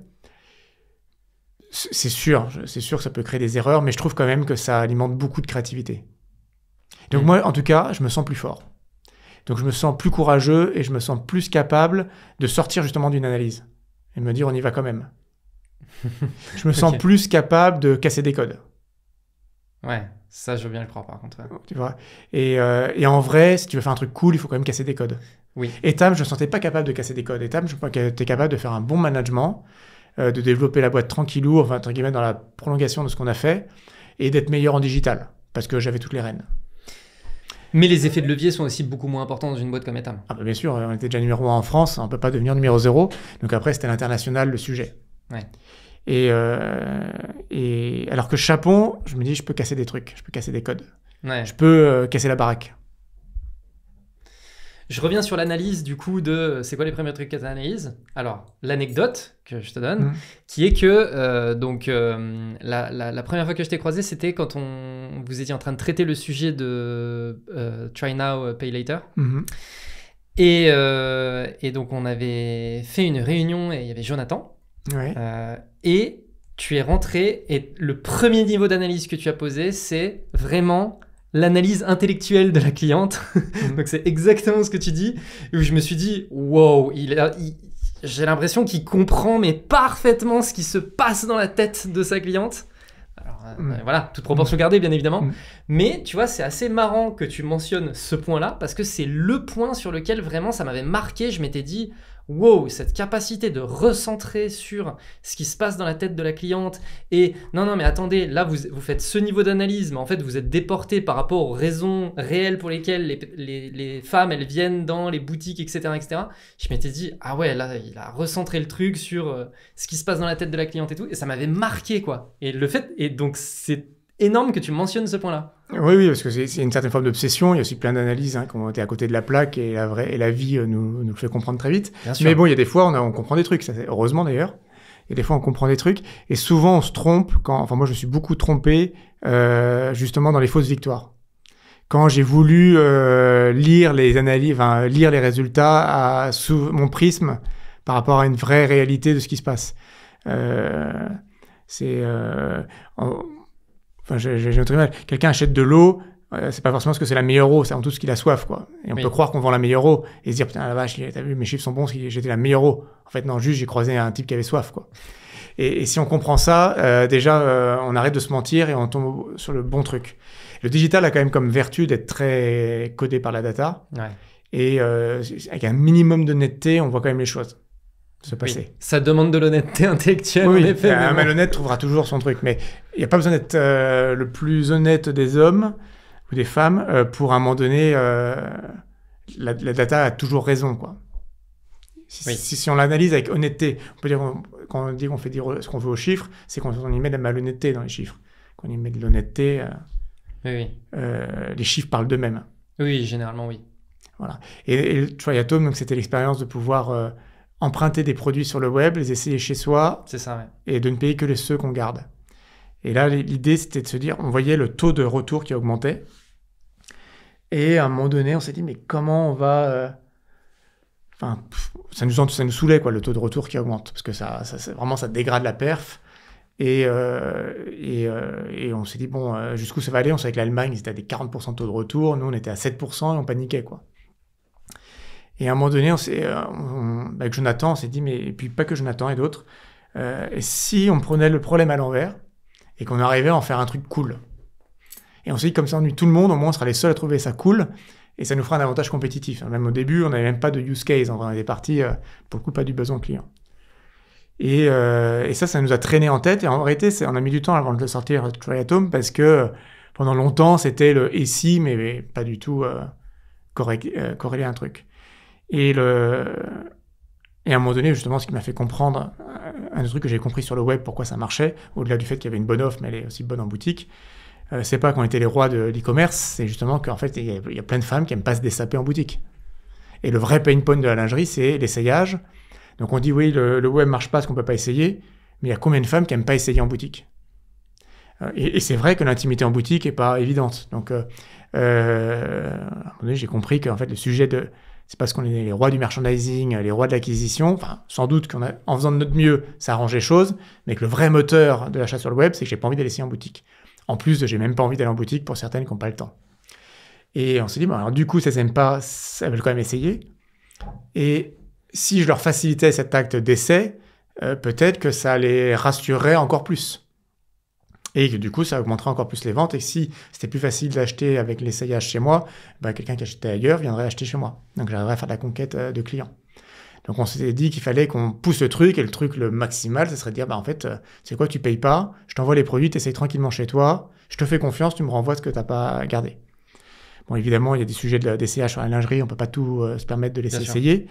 Mais des maillots de bain, on peut, et puis un soutien-gorge, on peut.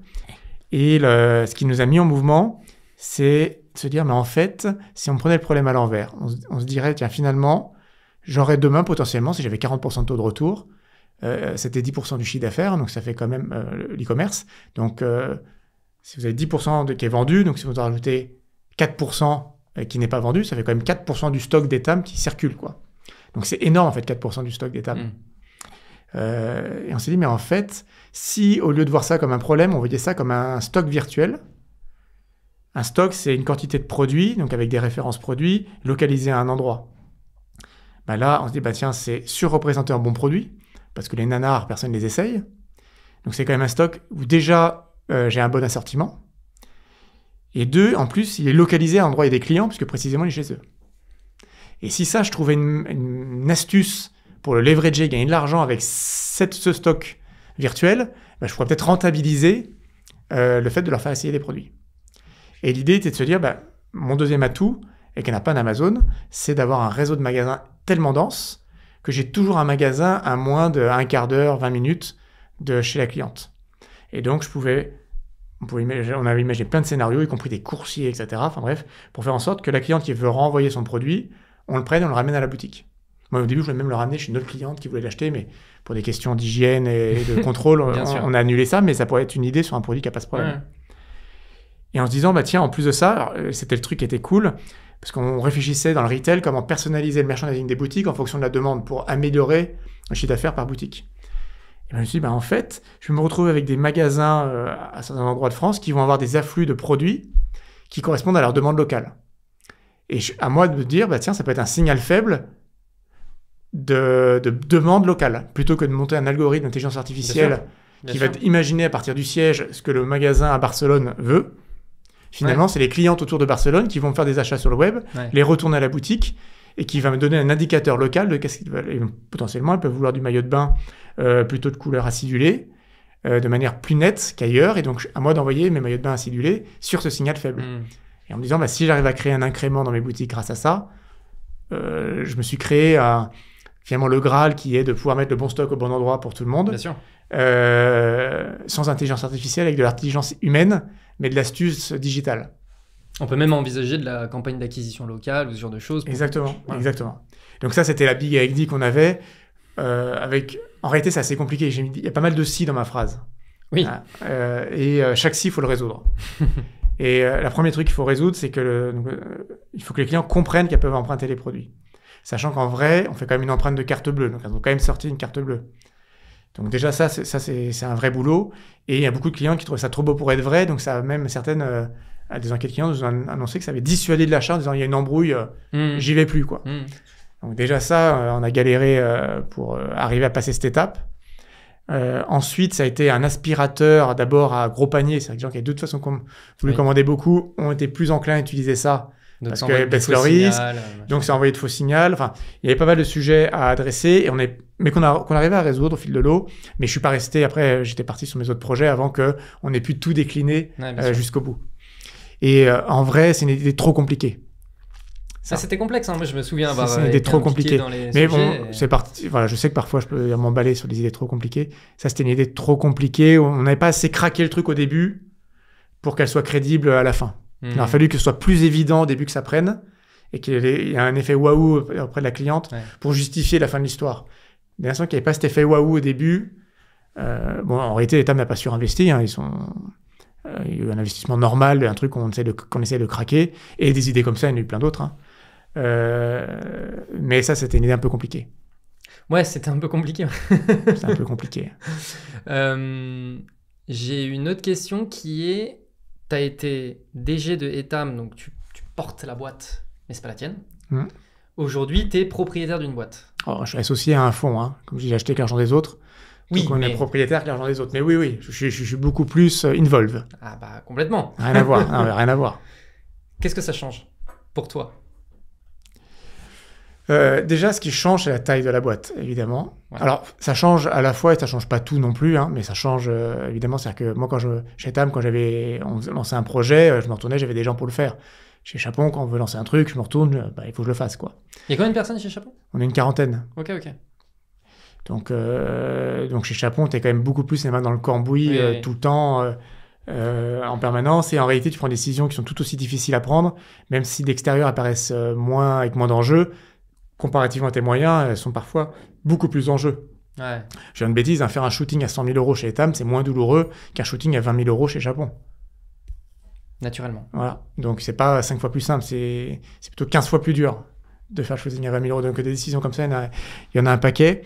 Moi, j'ai jamais mis mon orgueil, en tout cas, sur le nombre de personnes que je manageais. Je suis plutôt quelqu'un d'orgueilleux comme tout le monde. Ça m'a fait kiffer d'être DG d'État, etc.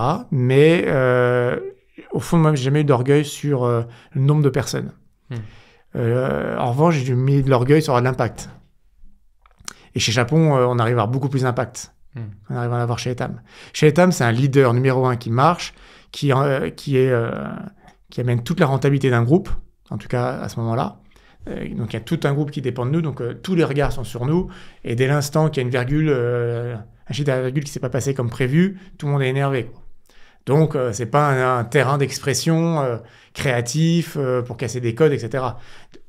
L'objectif, c'est de faire ce qu'on dit et c'est bien, quoi.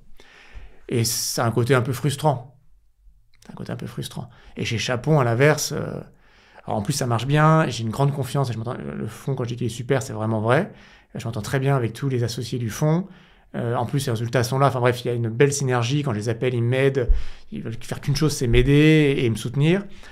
Parfois, ils me challenge, évidemment, dans tout ce que j'entreprends. Mais on est il y a une énergie positive autour de Chapon. Et même, il y a des bonnes fées, quoi. Il y a plein de gens très puissants qui regardent Chapon avec bienveillance et qui nous aident. Et ça fait qu'on fait tellement plus de choses par jour. C'est grisant, quoi. Et puis, quand on est une boîte de la taille de Chapon, sky is the limit, quoi. Exactement. Et avec Chapon, on peut dire qu'on fait x5. Avec Etam, c'est idiot de dire on fait x5. Oui, déjà faire plus surprenant. Déjà, faire plus 5, c'est une perf. Plus 5%. Chez Etam, c'est une perf et ça représente énormément d'argent. Bah oui. Chez Chapon, on peut dire on va faire x5. Et même, moi, mon conseil d'administration me dit, bon, ok, c'est le x5, tu vas encore en baver pour le faire, mais on sent que tu vas y arriver. Fais-nous un plan à x10 maintenant. Alors, ouais, c'est vrai qu'il y a un petit côté de moi, il dit, bon, ils se rendent pas compte de ce qu'ils me demandent, là, parce que déjà le x5, en vrai, je sais même pas comment je produis mon chocolat cette année. Mais en vrai, ça m'excite. Ça m'excite qu'ils me disent ça. Et deux, en vrai, j'y réfléchis, pour de vrai.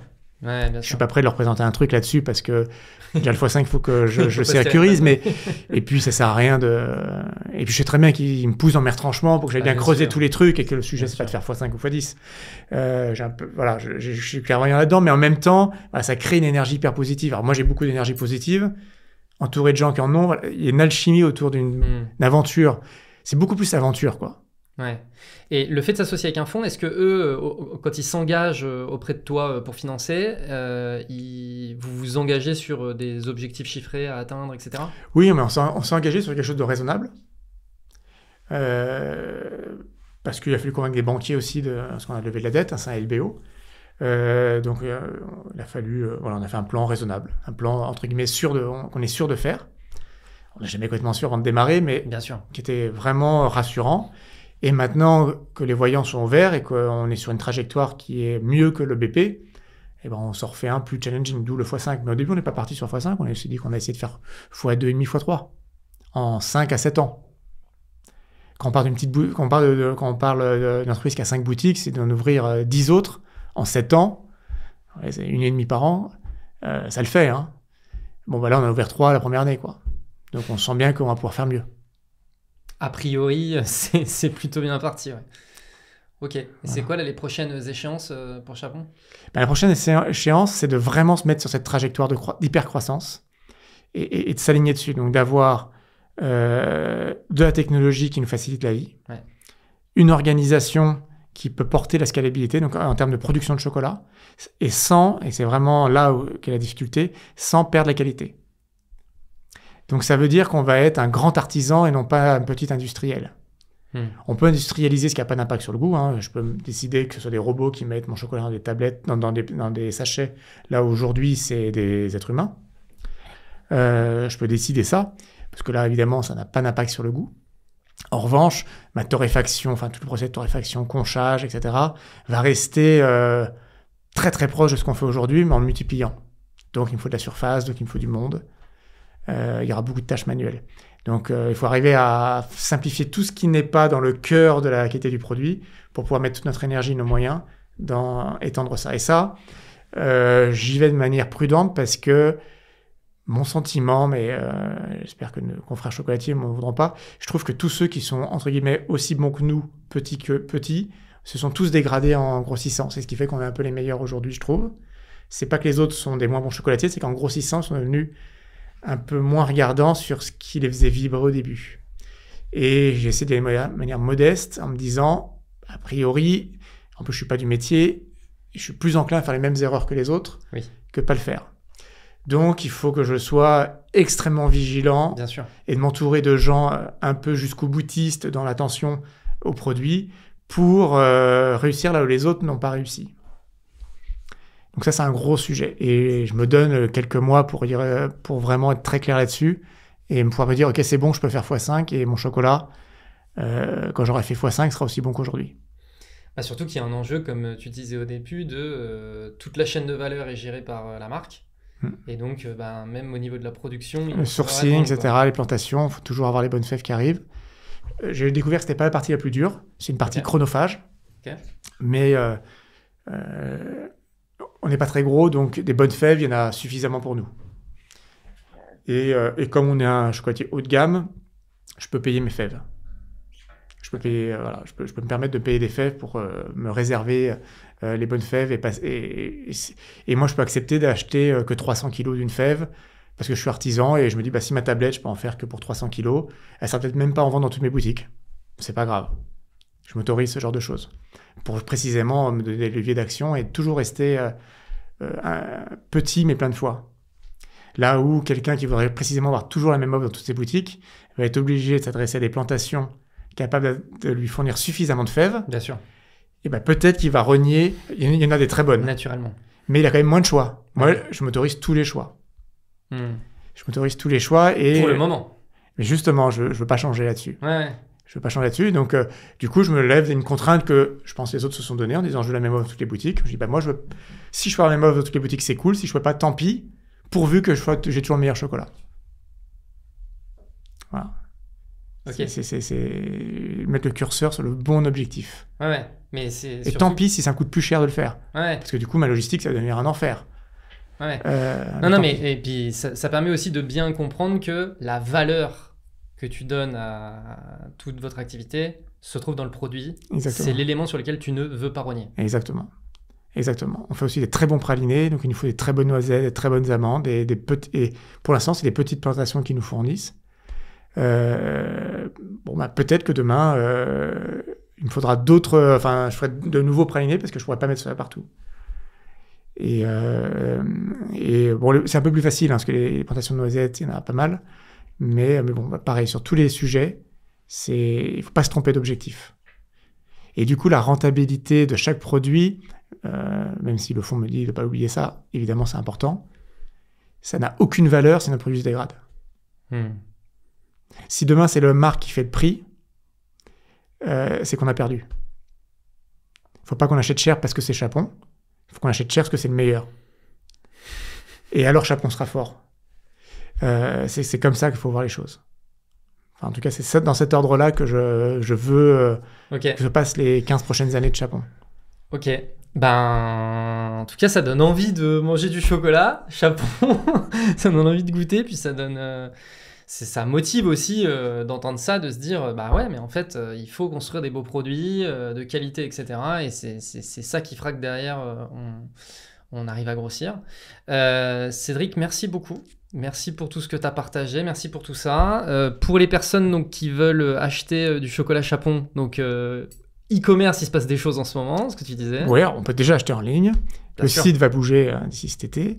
Enfin, il va se fluidifier, il va être plus riche.